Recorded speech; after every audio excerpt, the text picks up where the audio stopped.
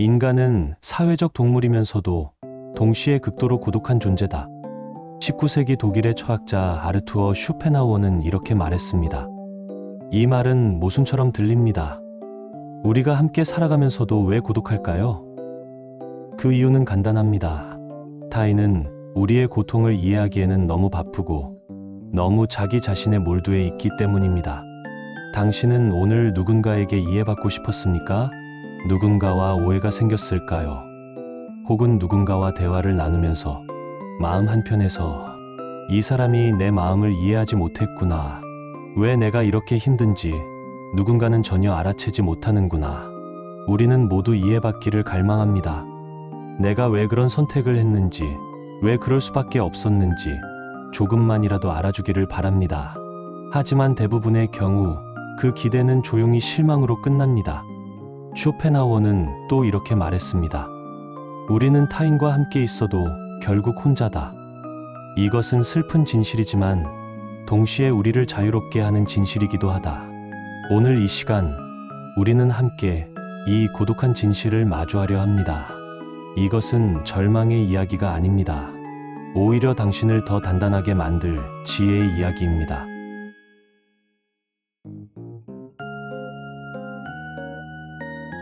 잠깐, 이곳은 당신의 지친 마음이 쉬어가는 곳, 히든라이프 스토리입니다. 이 영상의 마지막에는 당신의 새로운 시작을 위한 작지만 확실한 해답이 기다리고 있습니다. 급한 마음은 잠시 접어두고 차 한 잔 마시듯 편안하게 끝까지 귀 기울여 주세요. 당신이 눌러주시는 구독과 좋아요는 제가 더 좋은 이야기를 짓는데 가장 큰 등불이 됩니다. 따뜻한 마음으로 함께 해주세요.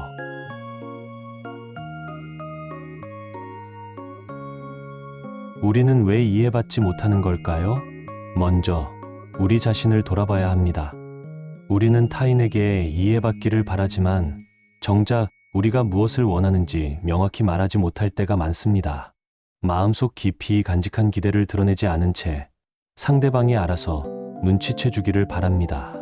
쇼펜하우어는 이런 인간의 본성을 날카롭게 꿰뚫었습니다.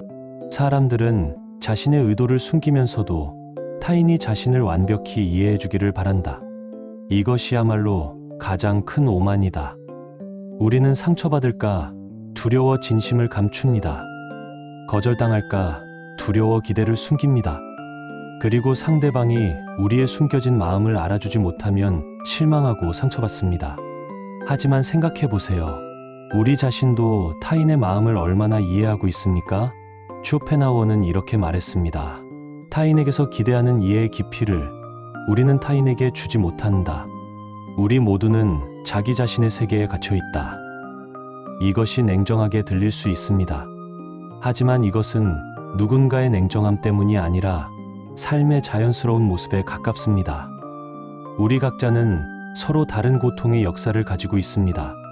서로 다른 상처, 서로 다른 기억, 서로 다른 두려움을 안고 살아갑니다.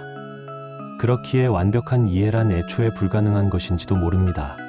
쇼펜하우어는 인간관계를 고슴도치의 비유로 설명했습니다. 추운 겨울날 고슴도치들은 서로의 체온으로 추위를 녹이려 다가갑니다. 하지만 너무 가까이 다가가면 서로의 가시에 찔려 상처를 입습니다. 그래서 적당한 거리를 유지하게 됩니다. 인간관계도 마찬가지입니다. 우리는 가까워지고 싶지만 동시에 상처받기도 합니다. 이해받고 싶지만 온전히 이해되는 것도 두렵습니다. 이것이 인간관계의 역설입니다. 그렇다면 우리는 어떻게 해야 할까요? 쇼펜하우어는 행복과 불행에 대해 이렇게 말했습니다. 행복은 우리가 바라는 것을 얻는 것이 아니라 바라는 것 자체를 줄이는 데서 온다. 우리가 타인에게 거는 기대, 그것이 바로 실망의 씨앗입니다. 이 사람은 나를 이해해 줄 거야. 가족이니까 내 마음을 알아줄 거야. 친구라면 당연히 내 편이 되어줄 거야. 이런 기대들은 자연스러워 보입니다. 하지만 쇼펜하우어는 이렇게 경고합니다. 우리가 타인에게서 기대하는 모든 것은 결국 우리 자신의 실망을 준비하는 것과 같다. 이것은 냉소주의가 아닙니다. 오히려 깊은 지혜입니다. 기대하지 않는다는 것은 사람을 미워하거나 관계를 포기하라는 뜻이 아닙니다. 다만 타인도 나와 같은 불완전한 인간이라는 것을 인정하는 것입니다. 쇼펜하우어는 이렇게 말했습니다. 현명한 사람은 타인에게서 즐거움을 기대하지 않고 고통만 피하려 노력한다. 언뜻 부정적으로 들리지만 이 말의 진위는 다릅니다. 타인에게서 구원을 찾지 말고 자기 자신 안에서 평화를 찾으라는 것입니다.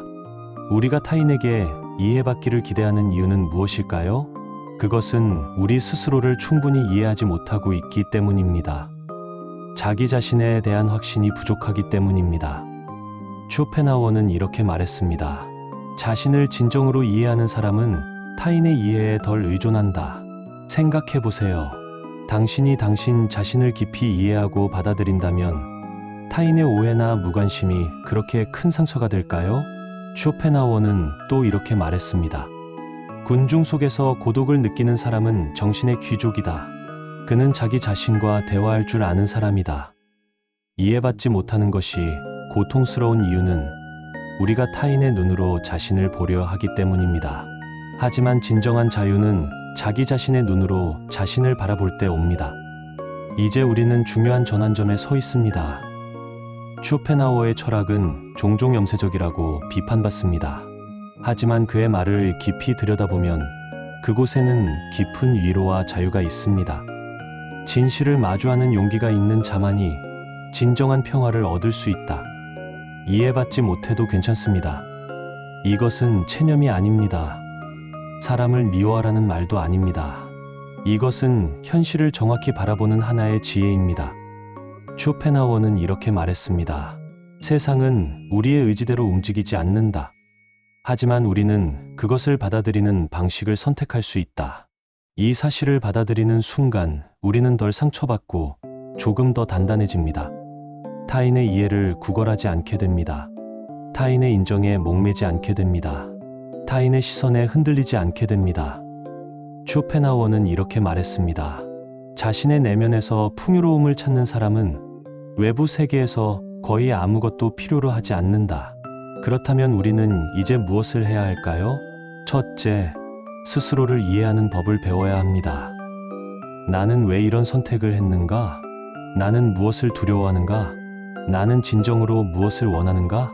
이 질문들에 답하는 것이 바로 자기 이해의 시작입니다. 쇼펜하우어는 이렇게 말했습니다. 우리가 누구인지 아는 것, 그것이 모든 지혜의 시작이다. 둘째, 타인에 대한 기대를 내려놓되 연민은 유지해야 합니다. 쇼펜하우어는 의외로 연민의 철학자였습니다. 그는 이렇게 말했습니다. 모든 진정한 도덕의 기초는 연민이다. 타인의 고통을 자신의 것처럼 느낄 수 있는 능력, 그것이 우리를 인간답게 만든다. 타인이 나를 이해하지 못하는 것은 그들도 자신의 고통으로 바쁘기 때문입니다. 이것을 이해할 때 우리는 비로소 자유로워집니다.